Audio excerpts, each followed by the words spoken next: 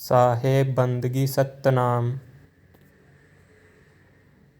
हमारे इस चैनल कबीर मूल ज्ञान सत्संग पर सतगुरु नितिन दास महाराज के सत्संग अपलोड किए जाते हैं। आप ये सत्संग सीधे कहत कबीर सुनो भाई साधो चैनल पर भी सुन सकते हैं। आज हम इस सत्संग में जानेंगे कि कैसे जीव अपने इस इंसानी चोले को बर्बाद कर रहे हैं। ये इंसानी चोला को दो तरह से बर्बाद करते हैं। जैसे कि एक बच्चा पैदा हुआ, फिर उसने पढ़ाई लिखाई की, फिर नौकरी की, फिर शादी की, फिर बच्चे पैदा किए, काम धंधा किया और फिर मर गए। और दूसरा ये होता है जिसमें हम भक्ति तो करते हैं अपने अपने भगवान की, लेकिन अज्ञानतावश हम उस शब्द गुरु की भक्ति नहीं कर पाते, उस परम पुरुष को नहीं जान पाते और अपना सारा जीवन उसी 52 अक्षर की भक्ति करते करते गवा देते हैं और फिर मर जाते हैं। और जब तक इस 52 अक्षर के जाल से बाहर नहीं निकल जाते, इस 52 अक्षर को जान नहीं लेते, तब तक हम सत भक्ति नहीं कर सकते और ना ही इस संसार से मुक्त हो सकते हैं। इसलिए बार बार हमारा आना जाना लगा रहता है। इस जीव को सत भक्ति का मार्ग बताने के लिए ही संत महात्मा यहाँ पर आते हैं और हमारा ही ज्ञान देने के लिए, जिसे हम भूल चुके हैं, जिसके कारण हम इन मूर्ति पूजा और कर्म कांड में लगे रहते हैं। अगर पूजा करनी है तो अपने गुरु को परमात्मा मानकर उसकी पूजा कर सकते हैं, वो भी तब जब सतगुरु आपके सामने जीवित अवस्था में हो, सिर्फ तभी। कभी भी गुरु की मूर्ति बनाकर पूजा नहीं करनी है, क्योंकि मूर्ति पूजा ये सब जड़वत है। लेकिन वो सतगुरु परमात्मा द्वारा भेजा हुआ ही है, जो इस जीव का शरीर धारण करके आया है। वो सतगुरु हमें जगाने के लिए, सत भक्ति का ज्ञान बताने के लिए आया है और बार बार आते हैं और बाद में उसी शब्द गुरु में समा जाते हैं, उसी परम पुरुष में विलीन हो जाते हैं। इसी प्रकार हम भी उन संतों की वाणी सुनकर और उनके बताए मार्ग पर चलकर ही हम उस सत्य को जान सकते हैं और हमेशा हमेशा के लिए उसमें समा सकते हैं। अन्यथा बिना सतगुरु के मार्गदर्शन के हम उस सत्य को नहीं जान सकते, क्योंकि ये ज्ञान सभी ज्ञानों से सर्वश्रेष्ठ ज्ञान है। इस ज्ञान को हर कोई नहीं समझ सकता, इसको केवल वही समझ सकता है जिस पर परमात्मा दया करता है। जब तक वो शब्द गुरु दया नहीं करेगा, तब तक उसे ये ज्ञान बिल्कुल भी समझ नहीं आ सकता। और जिस जीव पर शब्द गुरु दया करता है, वो स्वयं में परमात्मा का रूप हो जाता है, दोनों का एक रूप हो जाता है। फिर उसको कोई नहीं पहचान सकता कि ये पहले जीव था या नहीं। ऐसा रंग रूप हो जाता है जीव का। फिर कोई भेद नहीं रहता है परमात्मा और जीव के बीच में। बस जब तक आप इस शरीर में हो, तब तक परमात्मा और हम अलग अलग हैं। लेकिन जैसे ही इस शरीर को छोड़कर उस शब्द गुरु के पास जाते हैं, तब हमारा और परमात्मा का एक रूप हो जाता है। तो भाइयों, आज हम सतगुरु नितिन दास महाराज के इस सत्संग के माध्यम से और जानने का प्रयास करेंगे। तो आइए सत्संग सुनते हैं। साहेब बंदगी सतनाम। जब आपको रास्ता बिल्कुल समझ में आने लग जाता है कि हमने क्या करना है, कहां जाना है, क्योंकि ये 184 से निकल के तो हम आ गए इंसान चोले में। लेकिन अगर इंसान चोला बर्बाद कर दिया तो दोबारा उसी 84 में जाना पड़ जाएगा। बर्बाद करने का मतलब क्या है, इसको अच्छी तरह समझ लो। 2 प्रकार से बर्बाद होता है ये चोला।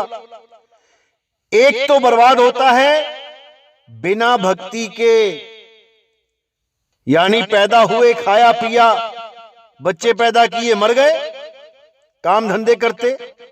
एक तो ये हो गया बर्बाद करना। और एक बर्बाद तब होता है जब हम भक्ति तो करते हैं अपने अल्लाह, अपने वाहिगुरु, अपने गॉड, अपने भगवान, अपने राम, अपने कबीर की, लेकिन सत भक्ति नहीं कर पाते। भक्ति तो करते हैं लेकिन सत्य की भक्ति नहीं कर पाते। सत्य मतलब आत्मदेव। हम आत्मदेव को नहीं समझ पाते और भक्ति के नाम पे हम क्या करने लग जाते हैं? 52 अक्षरी मंत्रों के जाप। हिंदू राम राम करने लग जाता है, मुसलमान अल्लाहू अल्लाहू करता है, सिख भाई वाहिगुरु वाहिगुरु करते हैं और ईसाई भगवान गॉड की प्रेयर करने लग जाता है। सबके सब 52 अक्षर में ही हैं। चाहे कलमा पढ़ लो, चाहे आरती गा लो, चाहे प्रेयर कर लो, चाहे अरदास लगा लो, सब 52 अक्षर ही है। इसी 52 अक्षर को पहचान के इन 52 से न्यारे हो जाना है, तब सत भक्ति को ग्रहण कर पाओगे। 52 का डोरा जब तक नहीं टूटा तब तक मेरे भाई सत भक्ति नहीं मिलेगी। इसीलिए साहिब ने बोला, जब 52 का टूटे डोरा, सहजे छूटे काल झकोरा, फिर नहीं आए फिर नहीं जाए, सार शब्द में रहे समाये। हम तभी उस सार शब्द में रह पाएंगे जब हम पहले सत्य को जानेंगे। सत्य है क्या? तो इसी सत्य को बताने के लिए बड़े बड़े संत महात्मा इस दुनिया में आते हैं और हमें समझा के सत्य में ही लीन हो जाते हैं। और हमें अपनी पूजा करने के लिए, यानी उनकी पत्थरों की मूर्ति बना के या कैलेंडर लगा के या फोटो लगा के अगरबत्ती जलाना, देसी घी की खड़ी जोत जलाना, ये सब कराने के लिए संत महात्मा नहीं आते। ये तो कर्म कांड में गिना जाता है। संत महात्मा आते हैं हमें सत्य से जोड़ने के लिए कि सत्य क्या है। और जब हम सत्य को जान पाते हैं ग्रंथों के द्वारा समझ के, संतों की वाणियों से, तब ही हम सत्य से जुड़ सकते हैं। अन्यथा हमें पता ही नहीं चल सकता कि यह सत्य होता क्या है। इसीलिए गीता में भी बोला है कि 2 प्रकार के वस्तु हैं इस दुनिया में, एक सत्य और एक असत। असत तो हर प्रकार की देह को बोला गया है और सत्य आत्मा को बोला गया है। आत्मा को जानना ही पड़ेगा, तभी आप इस जीव अवस्था से उठ के आत्म अवस्था में पहुंचोगे और आत्म अवस्था में पहुंच के ही आपको परम गति मिलेगी। परम अवस्था को प्राप्त हो जाओगे, परम आत्मा ही बन जाओगे। लेकिन ये तब होगा जब आप आत्म ज्ञान में लीन रहोगे। आत्म ज्ञान के अलावा और किसी ज्ञान को सत्य ना तो मानोगे और ना ही उसके पीछे लगोगे, अपनी सूरत को भटकाओगे, कभी नहीं। अब केवल आत्मा में ही रमण करना है, आत्मा में ही स्थित रहना है और आत्म ज्ञानी हो जाना है। क्योंकि ज्ञानों में सर्वश्रेष्ठ ज्ञान केवल आत्म ज्ञान है। आत्म ज्ञान में स्थित हो जाओगे, परमात्मा स्वयं हो जाओगे। अरे कोटि तो ब्रह्मा भय, कोट भय ईश, साहिब तेरी बंदगी से जीव बने जगदीश। इस जीव को ही इतनी ऊंची गति मिल जाती है कि ये परमात्मा के साथ सिंहासन पे बैठता है जाके, और फिर इसे कोई पहचान नहीं पाता कि ये जीव था कि परमात्मा है। तो साहिब कहते हैं अब तो जाए चढ़े सिंहासन, अरे मिले हैं सारंग पानी, राम कबीरा एक भय है, कोई ना सके पहचाने। कोई नहीं पहचान पाएगा जब आप परमात्मा में लीन रहोगे। आप ही परमात्मा हो जाओगे जब इस देह को छोड़ के सदा सदा के लिए उस मालिक में लीन हो जाओगे। अभी आपको परमात्मा नहीं कह सकते क्योंकि अभी अवस्थाएं 2 हैं। अभी आप जीव अवस्था में हो और परमात्मा उच्चतम अवस्था में है। इसीलिए आप जीव कहला रहे हो, दुख भोग रहे हो। तो साहब कहते हैं एक कहो तो है नहीं। अभी कोई कहे कि जीव ही परमात्मा है तो नहीं है। परमात्मा निर्भय है और जीव भय में है। अरे एक कहो तो है नहीं और दो कहूं तो गारी। जब इस जीव को उस परम अवस्था तक पहुंचने के बाद भी कोई कहे कि जीव और परमात्मा अलग अलग हैं तो गाली के समान हो जाता है, क्योंकि अब वो दो नहीं रहे, अब वो एक हो गए हैं। पहले एक नहीं थे, अब वो एक हो गए हैं। अरे एक कहूं तो है नहीं और दो कहूं तो गारी। जैसा है तैसा कहूं कहे कबीर विचारी। जिस अवस्था में जो है उसका वैसा ही वर्णन करता हूं मैं। तो इस बात को अच्छी तरह समझ जाना है मेरे भाइयों कि आपने ही परम गति को प्राप्त करना है और किसी की पूजा नहीं करनी है, किसी जड़ की पूजा नहीं करनी है। अगर पूजा या सेवा करनी है तो केवल गुरु की कर सकते हैं। परमात्मा का रूप मान के गुरु की पूजा कर सकते हैं, लेकिन कैलेंडर की, मूर्ति की, पत्थरों की पूजा अलाउड नहीं है। चाहे गुरु की ही मूर्ति क्यों ना बना ली, पत्थर की अलाउ नहीं है। चाहे गुरु की फोटो क्यों ना खींच के अगरबत्ती लगा ली, अलाउ नहीं है। कोई भी जड़ वस्तु की पूजा अलाउ नहीं है। पूजा केवल चेतन सत्ता की करनी है, उस आत्मदेव की करनी है। जो आत्मदेव गुरु में विद्यमान है उसकी पूजा कर सकते हो, लेकिन शरीरों की नहीं करनी होती है। अरे सेवा को दो ही भले, एक संत एक राम, और राम है दाता मुक्ति का, संत जपावे नाम। अगर सेवा करनी है तो संतों की सेवा और परमात्मा की सेवा, ये दो ही सेवा के लायक हैं। संतों की सेवा कैसे करते हैं? संतों की सेवा करते हैं प्रचार में योगदान करके, क्योंकि जो संत अपना जीवन प्रचार में लगा देते हैं, जो संत अपना जीवन मालिक की बंदगी करने और करवाने में लगा देते हैं, उनके प्रचार में अगर हम कुछ योगदान कर सकें तो ये संतों की सेवा ही है। संतों की सेवा का मतलब ये नहीं कि तुम उनकी तेल मालिश करते रहो, तुम उनके हाथ पैर दबाते रहो, ये संतों की सेवा नहीं है। संतों की सेवा है उनके काम में आप अगर हाथ बटाते हो तो, जिस काम के लिए वो इस दुनिया में आए हैं उस काम में अगर आप सहयोग करते हो तो वो सच्ची सेवा है संतों की।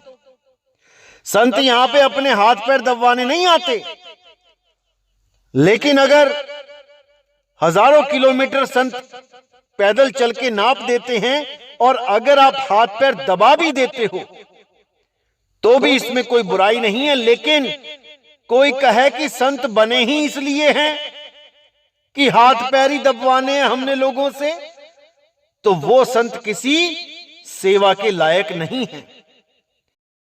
क्योंकि बहुत से संत देखे मैंने जो पूरे दिन आश्रमों में पड़े रहते हैं, ना तो किसी जीव को जगाने के लिए वो एक कदम बाहर निकालते हैं अपने आश्रमों से, ना ही कभी कहीं भ्रमण करने के लिए निकलते हैं। खाया पिया और आश्रम पे पड़े रहे, यही काम होता है उनका सारा दिन। और शाम को बढ़िया तेल मालिश करवाते हैं, हाथ पैर दबवाते हैं अपने चेले चपाटों से। ये संतों के लक्षण नहीं हैं। साहिब कहते हैं संत तो चलता भला। एक नदी और एक संत, ये दोनों चलते ही भले हैं। ये चलेंगे तो दुनिया की प्यास बुझेगी, पानी की प्यास भी बुझेगी अगर नदी चलेगी, और आध्यात्मिकता की भी प्यास बुझेगी जब संत चलेगा। नदी ठहर गई और संत ठहर गया तो किसी काम के नहीं रहे। ठहरे हुए पानी में कीड़े पड़ जाते हैं और ठहरा हुआ संत ना तो किसी लोक कल्याण के काम आता है और ना ही उसका कोई जीवन का मकसद रह जाता है। बस खाया पिया और सो गया। बाबा नानक जैसे संतों ने आधी दुनिया घूम ली पैदल चल के, जीवों को जगाने के लिए। लेकिन आज के संत ये अपने आश्रमों से बाहर निकलने की हिम्मत नहीं करते। ये सोचते हैं अरे कौन पैदल चले, कौन जाए, कहां जाए, किसे समझाए।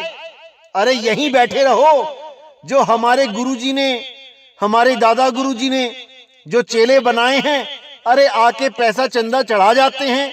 क्या करना हमने बाहर जाके, हमारा गुजारा हो रहा है। ऐसी भावना वाले भी संत हैं, लेकिन वो संत कहलाने लायक भी नहीं है, क्योंकि हाथ पैर सलामत होते हुए भी भक्तों के चंदे से अपना पेट पालते हैं।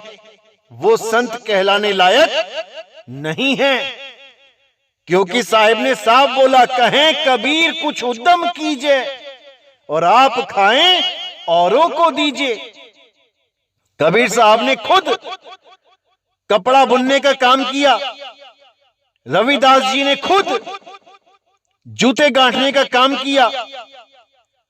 बहुत से संतों ने काम करते हुए गुरुवाई करी है, शिष्यों को भी तारा है, प्रचार भी किया है और कर्म भी किया है। केवल आश्रमों में बैठ के तेल मालिश नहीं करवाई उन्होंने, या चेले चपाटों से केवल अपनी देह की सेवा ही नहीं करवाई। गांव गांव घूम के हजारों लाखों जीवों को चेताया भी है। असली संत यही होते हैं।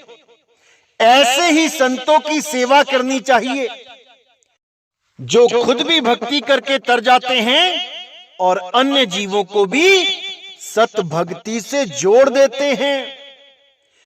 असल में यही संत सेवा के लायक होते हैं। और जो भी भगत संतों के प्रचार में योगदान करता है, परमात्मा के अन्य बच्चों को जगाने में मदद करता है, परमात्मा सदा उससे प्रसन्न रहते हैं। कभी भी कहीं पर भी मुसीबत में मालिक अकेला नहीं छोड़ते। बड़ी से बड़ी मुसीबत को पल में काटने की ताकत रखते हैं मालिक। इसीलिए हमें तन मन धन से उन संतों के प्रचार में योगदान करना ही चाहिए। तो एक तो हो गई संत की सेवा, प्रचार में योगदान, और एक हो गई परमात्मा की सेवा। परमात्मा की सेवा कैसे करते हैं? भजन सिमरन से। भजन सिमरन के द्वारा ही परमात्मा की सेवा की जा सकती है, और कोई रास्ता नहीं है परमात्मा की सेवा करने का। इसीलिए बोल दिया है, सेवा को दो ही भले, एक संत एक राम। या तो सत्संग में, प्रचार में योगदान कर लो, या फिर परमात्मा की भक्ति कर लो। अगर समर्थ है तो प्रचार में योगदान करो, अगर समर्थ नहीं हो तो परमात्मा की भक्ति करो। दोनों से ही जीव का कल्याण होता है, परमात्मा की खुशियां प्राप्त होती हैं, और सदा सदा के लिए मुक्ति मिल जाती है। आना जाना छूट जाता है, ये जन्म मरण के बंधन टूट जाते हैं केवल सेवा करने से। इसीलिए बोला है, सतगुरु की सेवा सफल है, जे को करे चित लाई। दुनियावी सेवा भी कर सकते हैं और आध्यात्मिक सेवा भी कर सकते हैं। इन दोनों प्रकार की सेवा करने वालों के लिए मालिक के दरवाजे सदा खुले रहते हैं। इसलिए मेरे भाइयों, सेवा तो जरूरी है, बहुत जरूरी है। लेकिन अगर सेवा करने के बाद किसी प्रकार का अहंकार आ गया या गलत सोच आ गई, तो वो सेवा किसी काम की नहीं रह जाती, बल्कि आप दंड के अधिकारी हो जाते हो। यही अहंकार आपको 84 में ले जाता है। जैसे बहुत से लोग मैंने देखे हैं, पहले तो ऐसे सोच के आते हैं कि हम बहुत बड़े सेवादार बनेंगे, तन मन धन लगा देंगे, मालिक के नाम पे अपना सिर कटा देंगे, ऐसे भाव लेके भी आते हैं।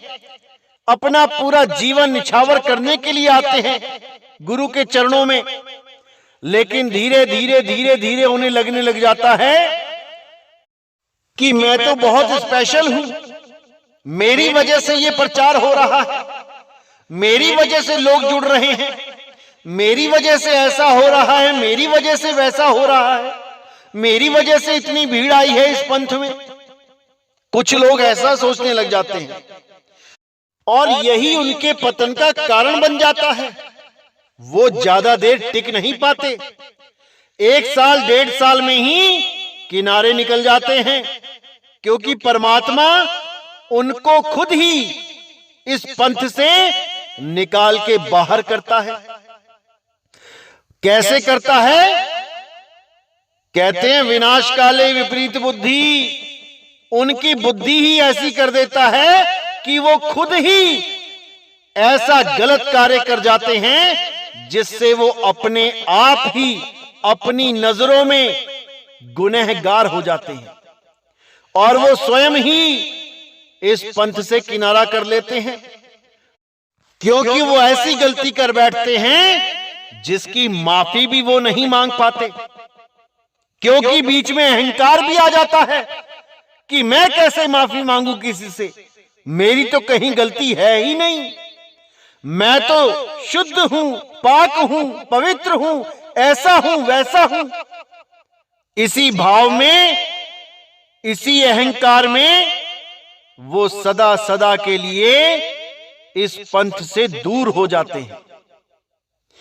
ऐसे भी सेवादार आते हैं और कई सेवादार ऐसे भी आते हैं जो गुरु पे ही अधिकार जमाने लग जाते हैं कि जैसे मैं बोलूंगा गुरुजी वैसे ही करें, हर बात मुझे बताएं, कहां जा रहे हो, क्यों जा रहे हो, कितने दिन के लिए जा रहे हो, सारा कुछ जानने की कोशिश करते हैं। ऐसे भी सेवादार हैं, पहले खुद जान लेते हैं, फिर दूसरों को बताते हैं कि मुझे सब पता है, गुरुजी कहां जा रहे हैं, क्यों जा रहे हैं, यानी मैं उनका बहुत खास हूं। फिर अपने आप को खास सिद्ध करने में लग जाते हैं, जबकि ये नहीं जानते कि गुरु के लिए सारे शिष्य बराबर हैं। यहां पे ऊंच नीच का भेद नहीं है, सब शिष्य एक समान हैं, कोई खास नहीं है और कोई आम नहीं है, सब बराबर हैं। तो ये जो बाकियों से ऊंचा ऊंचा दिखने की कोशिश करते हैं, ये सब मेरी नजर में आ रहे हैं। सबकी परीक्षा चल रही है और 2023 में रिजल्ट सामने होगा।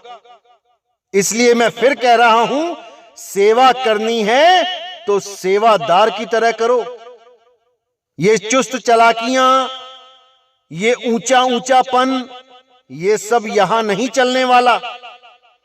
यहां पर तुम्हें ऐसा हो जाना है जैसे पांव तले की घास, तब समझो कि मुक्ति होगी। अगर यहां पे ऊंचा होने की कोशिश करोगे तो ज्यादा दिन टिक नहीं पाओगे। अगर बाकी संगत से अपने आप को महान समझने की कोशिश करोगे तो टिक नहीं पाओगे। सब एक बराबर हैं, सब एक समान हैं। भक्ति करो और मुक्ति प्राप्त करो, इसके अलावा और कोई टारगेट होना ही नहीं चाहिए। तो जो भगत इस भावना के साथ भक्ति करते हैं कि हम सब एक हैं, हम में कोई बड़ा नहीं, कोई छोटा नहीं। अगर गुरु ने किसी को चुना है सेवा के लिए तो इसका मतलब यह नहीं कि वो बाकियों से ऊंचा हो गया। इसका मतलब यह है कि उसके कर्म बाकियों से भी भारी हैं। उसके कर्म काटने के लिए उसको सेवा के लिए चुना गया है कि सेवा करेगा तो कर्म कटेंगे। ना कि कोई ये समझने लग जाए कि जो गुरुजी के साथ रहता है उसके तो बड़े ऊंचे भाग हैं, और हम नहीं रह पाते, हमारे बड़े बेकार भाग हैं, ये गलतफहमी दिल से निकाल दो। क्योंकि परमात्मा जिस पे दया करता है घर बैठे पर ही कर देता है। जरूरी नहीं कि तुम हमारे साथ ही घूमो, हमारे पीछे पीछे भागो तभी तुम्हें परमात्मा मिलेगा, ऐसा बिल्कुल नहीं है। सच्चे मन से उस मालिक का ध्यान करो, उस मालिक को ध्याओ, उसके नाम में स्थिर हो जाओ, फिर देखो कि क्या होता है, फिर देखो परमात्मा की कैसी दया होती है। हृदय नाम ते आओ, घर बैठे प्रभ पाओ। वो मालिक घर बैठे बैठे मिल जाएगा, कहीं जाने की जरूरत नहीं पड़ेगी। लेकिन बस मन सच्चा होना चाहिए, भक्ति सच्ची होनी चाहिए, सेवा सच्ची होनी चाहिए, अहंकार नहीं आना चाहिए कि अगर मैं ना होता तो ये पंथ ना चलता, इस पंथ को चलाने में मैंने बहुत बड़ा योगदान दिया है। मेरे भाई, जहां मुर्गा नहीं होता वहां भी सूरज उगता ही है। मुर्गा इस गलतफहमी में ना रहे कि मैंने बांग दी है तो सूरज उगा है। ऐसे कई बांग देने वाले आए और कई बांग देने वाले चले गए, लेकिन परमात्मा किसी का मोहताज नहीं रहा कि वो किसी का मोहताज है कि तुम पंथ में आए थे तो पंथ में लोग जुड़ने लग गए थे। इस गलतफहमी से जल्दी बाहर निकल जाओ तो अच्छा है। तो मेरे भाइयों, सेवा करो लेकिन अहंकार को कभी भी आड़े मत आने देना, नहीं तो सेवा का फल तो साइड में चला जाएगा और अहंकार का फल पहले मिल जाएगा। इस पंथ से भी अलग हो जाओगे और मालिक की भक्ति से भी दूर हो जाओगे, और उसके बाद 1,84 में जो दुख भोगोगे वो अलग होगा। इसलिए मेरे भाइयों, सेवा करो, दिल से करो, लेकिन अहंकार को कभी आगे मत आने दो। क्योंकि जब तक सच्चे मन से सेवा नहीं की जाए तब तक वो सेवा लगती ही नहीं है। जैसे आपको ओम तत् सत असत का ज्ञान समझाया गया कि अगर आपका भाव सत्य है तभी आपके ये यज्ञ जप तप सफल होते हैं। अगर आपका भाव ही असत्य है तो आप कितना ही क्यों ना कर लो, वो यज्ञ जप तप वो सफल हो ही नहीं सकता। इसी प्रकार गुरु की सेवा भी 2 प्रकार के जीव करते हैं। एक तो वो होते हैं जो कुछ सोच के, कुछ मन में इच्छा लेके, कोई दुनियावी पदार्थ की चाह रख के सेवा करते हैं और उस सेवा के फल स्वरूप उन्हें वो दुनियावी पदार्थ चाहिए होता है। वो किसी ना किसी आस को लगा के सेवा करते हैं। जैसे वो सोचते हैं कि हम इस पंथ में सेवा कर रहे हैं तो हमें कोई बड़ा ओहदा मिल जाए, हमें कोई बड़ा पद मिल जाए, हम बाकियों से ऊंचे हो जाएं क्योंकि हम सेवादार हैं। कुछ ये सोच के सेवा करते हैं। और मेरे भाइयों, मैं सही बताऊं, इस प्रकार के लोग 1.5 साल से ऊपर टिक ही नहीं सकते। हद 1.5 साल, इससे आगे उनके बस का रोग नहीं है नितिन दास के साथ रहना। क्योंकि जो वो चाहते हैं, जो वो लाभ इस पंथ में रह के प्राप्त करना चाहते हैं, दुनियावी लाभ, वो उनको मिलने वाला नहीं है। चाहे कोई पद का भूखा हो, मान बढ़ाई का भूखा हो, या और किसी चीज की भूख है, उसको भूखा ही रहना पड़ेगा, क्योंकि ये पंथ केवल परमात्मा की प्राप्ति के लिए चलाया जा रहा है, ना कि दुनियावी पदार्थों की पूर्ति के लिए। तो अगर कोई इस गलत फहमी में है कि मैं सेवा करूंगा तो ऐसा हो जाएगा, मैं सेवा करूंगा तो वैसा हो जाएगा, वो गलती से भी इस पंथ में मत आना। यहां बिन मांगे मोती मिले और मांगे मिले ना भीख। इसलिए मेरे भाइयों, निस्वार्थ होके आना, ऐसे सेवा करना कि परमात्मा से परमात्मा के अलावा कुछ मांगो ही ना। अगर कुछ मांगना है तो परमात्मा से परमात्मा को मांगो। अगर वो मिल गया तो सब कुछ मिल गया समझो। फिर ये दुनियावी भूख खत्म हो जाएगी, फिर कुछ नहीं चाहिए तुम्हें। और ये जितने भी हमारे खिलाफ बोलते हैं कि मैंने नितिन दास का इतना साथ दिया, मैंने नितिन दास का उतना साथ दिया, अरे भाई साथ दिया तो परमात्मा के लिए दिया। नितिन दास से कुछ चाहिए था क्या? और अगर इस आस में साथ दिया कि नितिन दास कुछ देगा, तो तुमसे बड़ा कोई मूर्ख नहीं है। क्योंकि मैं पहले ही सत्संग से बोलता आ रहा हूं कि हमारे पंथ में दुनियावी पदार्थों को प्राप्त करने की इच्छा रखने वाले किनारे से निकल जाओ, पतली गली में से निकल जाओ।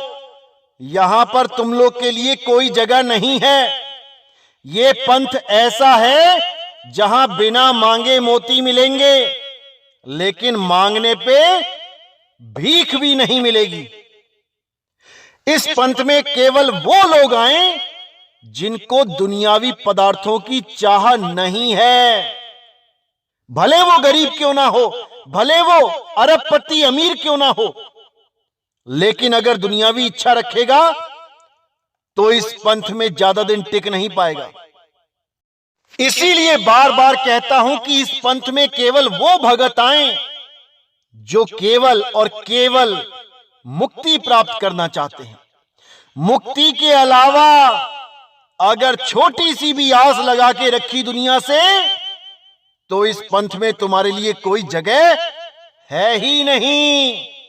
यहां तो वो आए जो अपनी गर्दन कटवाने के लिए तैयार है मुक्ति पद के लिए। अरे शीश दिए जो गुरु मिले तो भी सस्ता जान। शीश देने का मतलब ये नहीं कि तुम सिर काट के दे दो। शीश देने का मतलब है कि अपने अहंकार का सिर झुका दो, अपनी इच्छाओं को खत्म कर दो। जो परमात्मा दे रहा है, जो परमात्मा आपके लिए कर रहा है, उसमें संतुष्ट हो जाओ। उससे डिमांड मत करो। उसको बच्चा मत समझो कि तुम्हारे बार बार कहने पे वो समझेगा कि तुम्हें क्या चाहिए। अरे वो तुम्हारे बिना बोले ही जानता है कि तुम्हें किस चीज की जरूरत है। बिन बोलिया सब किछ जानदा, किस आगे कीजे अरदास। किसके आगे अरदासें कर रहे हो भाई? जो सब कुछ जानता है तुम उसको बताने की कोशिश कर रहे हो कि तुम्हें क्या चाहिए। ये बचपना जितना जल्दी हो सके छोड़ दो। अरे जो तू चाहे मुझको छोड़ सकल की आस, मेरे जैसा हो रहे सब सुख तेरे पास। अगर तुमने सारे स्वार्थों को किनारे रख के सेवा सतगुरु की कर ली, तो मेरे भाई तुम्हें जन्म मरण में लाने वाला कोई माई का लाल पैदा ही नहीं हुआ। वो परमात्मा ऐसी दया करेगा, ऐसी दया करेगा कि तुम संभाल नहीं पाओगे। वो जब देगा तो छप्पड़ फाड़ के देगा। इसीलिए मेरे भाई, अगर सेवा करनी है तो ऐसे करो जैसे सब मालिक का ही है। तुम केवल एक नौकर हो, नौकर से ज्यादा कुछ नहीं। सेवा करनी है तो ऐसे करो, वरना अहंकारी बन के दर दर की ठोकरें खाओगे, उस सेवा का कोई फायदा नहीं, कोई लाभ नहीं। और अगर सेवा के बदले तुम्हें कुछ चाहिए, कुछ डिमांड है तुम्हारी, कुछ आस लगा रखी है, तो मेरे भाई वो आस टूटेगी। दुख पाओगे, रोगे, चीखोगे, चिल्लाओगे कि मैंने इतनी देर सेवा करी, मैंने इतने साल सेवा करी, मुझे कुछ मिला नहीं। दुनियावी पदार्थ, इच्छाएं, वो भाई नहीं मिलने वाली। नेकी कर दरिया में डाल, तुम्हें इस सेवा का फल वहां मिलेगा जहां परमात्मा तुम्हें अपनी गोद में बैठाएगा। जैसे ध्रुव को उसकी मां ने सही गाइड किया कि बेटा, जिस पिता के गोद में तू बैठना चाह रहा है, तू रो रहा है, तुझे बैठने नहीं दिया जा रहा, ये गोद तो कुछ सालों के लिए है। कितने दिन बैठोगे इस गोद में? एक दिन पिता भी चला जाएगा, पुत्र भी चला जाएगा। अगर सच में गोद में ही बैठना चाहते हो तो परमात्मा की गोद में बैठो। उस 6 साल के बालक को मां रूपी ऐसा गुरु मिला कि उसने उस दुनियावी पिता की गोद त्याग दी, दुनियावी इच्छा त्याग दी। अब उसे कोई सरोकार नहीं है पिता की गोद से, इस दुनिया से। अब वो अपने भगवान की गोद में बैठने के लिए घने जंगल में चला गया, जहां जंगली जीव जंतुओं का भंडार था। लेकिन फिर भी वो 6 साल का बालक उस तप में लीन हो गया और जो उसे चाहिए था वो उसे मालिक ने दिया। अरे जो जो मांगो ठाकुर अपने से, सोई सोई देवे। इस वाणी को पढ़ के कई लोग कहने लगते हैं, देखो हमें हर चीज ठाकुर से ही मांगनी है। अरे भाई, ये मुक्ति पद की बात हो रही है कि जो जो मांगो ठाकुर अपने से, सोई सोई देवे। ये दुनियावी चीजें तो आपके पिता भी दे सकते हैं, उनसे मांग लो। आपकी माता भी दे सकती हैं, उनसे मांग लो। आपके पड़ोसी भी दे सकते हैं, दादा दादी, चाचा चाची, नाना नानी, कोई भी दे सकता है। लेकिन जो मुक्ति पद की बात है वो केवल ठाकुर दे सकता है और किसी के बस की बात नहीं है। तो उन सेवादारों को मैं सलाह देना चाहता हूं जो ये सोचते हैं कि मैंने बहुत सेवा करी है और मुझे कोई परिणाम नहीं दिया गया, इसलिए मैं नितिन दास को गालियां दूंगा, मैं नितिन दास को खूब बदनाम करूंगा। तो मेरे भाइयों, आपकी गालियों का स्वागत है, आपकी दी हुई बदनामियों का भी स्वागत है। नितिन दास को किसी से कोई फर्क नहीं पड़ता। करने वाला जो कर रहा है उसका भुगतान उसे परमात्मा देगा। नितिन दास ना तो किसी के लिए बुरा कहेगा और ना ही कभी किसी का बुरा चाहेगा, क्योंकि नितिन दास को इस चीज की परमिशन ही नहीं है कि परमात्मा के जीवों को बुरा कहे या परमात्मा के जीवों का बुरा मांगे। अरे ईसा मसीह को क्रूस पे चढ़ा दिया गया, कीलें ठोक दी गई, वो तब भी यही बोलते रहे, हे मेरे परमात्मा, इन बच्चों को माफ करना, इन्हें नहीं पता कि ये क्या कर रहे हैं, क्योंकि काल ने इनकी बुद्धि भ्रष्ट कर दी है। ये समझ नहीं पा रहे हैं कि ये क्या कर रहे हैं। इन सब को क्षमा करना मेरी यही अरदास है आपसे। तो इसी प्रकार नितिन दास भी परमात्मा के आगे यही अरदास करता है कि जो लोग मेरे खिलाफ बोलते हैं, मुझे गालियां देते हैं, मुझे बदनाम करने की कोशिश करते हैं, हे परमात्मा उन्हें माफ करना। वो नहीं जानते कि वो कितनी बड़ी गलती कर रहे हैं, लेकिन वो मन के गुलाम हैं, इसलिए नहीं समझ पा रहे।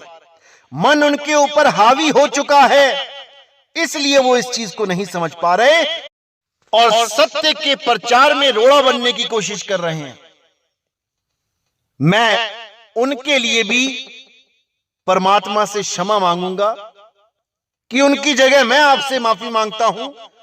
ये नादान नहीं जानते कि ये क्या कर रहे हैं, लेकिन मेरी अरदास से आप इन लोगों को माफ करें, इन लोगों का भी भला करें, क्योंकि सब अपने ही भाई हैं, सब उसी मालिक के बच्चे हैं। हमने किसी का बुरा चाहना ही नहीं है, चाहे कोई कितना ही बुरा क्यों ना करे, हमने पलट के जवाब नहीं देना। कोई कितना ही बकवास क्यों ना करता रहे, हमने पलट के जवाब नहीं देना है। यही कबीर साहब का सिद्धांत है और हमने इस सिद्धांत पे अटल होके चलना है, अटल होके चलना है। तो मेरे भाइयों, सेवा का जो लाभ है, सेवा का जो महत्व है, वो आपको मैंने बता दिया है। और बहुत जल्दी एक सेवा और आने वाली है। तो आज का सत्संग मैं यहीं समाप्त करता हूं और बहुत जल्दी आगे और गुप्त भेदों का खुलासा होता रहेगा। तब तक के लिए मुझे विदा करें। बोलिए सतगुरु वैराग साहिब की जय, सतगुरु मदनपति साहिब की जय, सतगुरु बंदी छोड़ सतगुरु सत्य कबीर साहिब की सदा ही जय हो, सदा ही जय हो। मेरे मालिक की साहिब बंदगी सतनाम।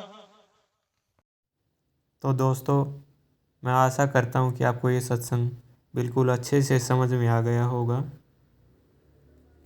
साहिब बंदगी सतनाम।